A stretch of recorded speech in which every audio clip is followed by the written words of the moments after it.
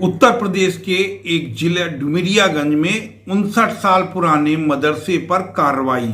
उत्तर प्रदेश के सिद्धार्थनगर जिले के डुमरियागंज क्षेत्र में एक पुराने मदरसे को लेकर प्रशासन की कार्रवाई इन दिनों चर्चा में है।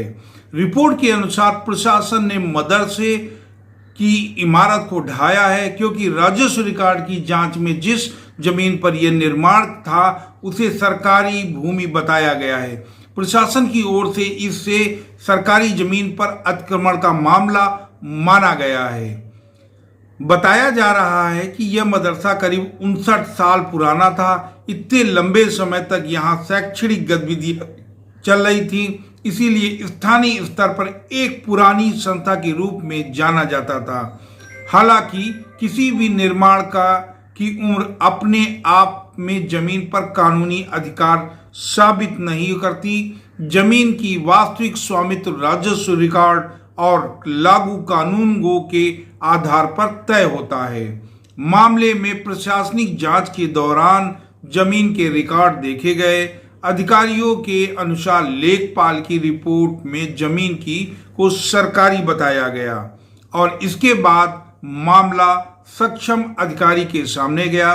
प्रशासनिक आदेशों के आधार पर कार्रवाई की गई। रिपोर्ट्स के मुताबिक मजिस्ट्रेट या डीएम कोर्ट के आदेश के बाद मदरसे को हटाने की कार्रवाई की गई। इस तरह की कार्रवाई को समझने के लिए यह बात ध्यान रखना बहुत जरूरी है कि सरकारी सार्वजनिक जमीन सार्वजनिक संपत्ति होती है। सड़क, तालाब, सरकारी भवन, स्कूल व अन्य सार्वजनिक कामों के लिए सुरक्षित जमीन पर यदि कोई निर्माण बिना वैध अनुमति के हो जाता है तो प्रशासन के पास उसे हटाने की कानूनी प्रक्रिया भी होती है।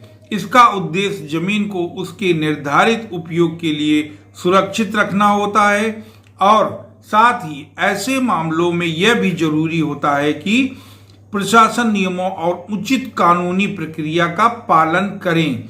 संबंधित पक्ष को उपलब्ध कानूनी अधिकारों और आपत्ति दर्ज कराने के अवसर की जानकारी मिलनी चाहिए। अलग अलग मामलों में अदालतों ने भी प्रक्रिया और अधिकारों के महत्व पर भी जोर दिया है।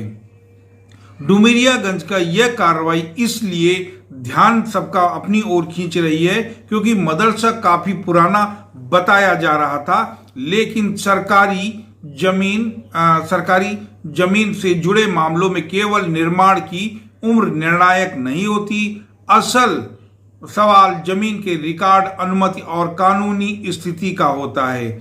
इस पूरे मामले को धार्मिक नजरिए से देखने के बजाय कानून और जमीन के रिकॉर्ड के आधार पर समझना ज्यादा उचित होगा। यदि जमीन सरकारी है तो निर्माण के लिए वैध अनुमति नहीं है तो नियमों के अनुसार अतिक्रमण हटाने की कार्रवाई की जा सकती है।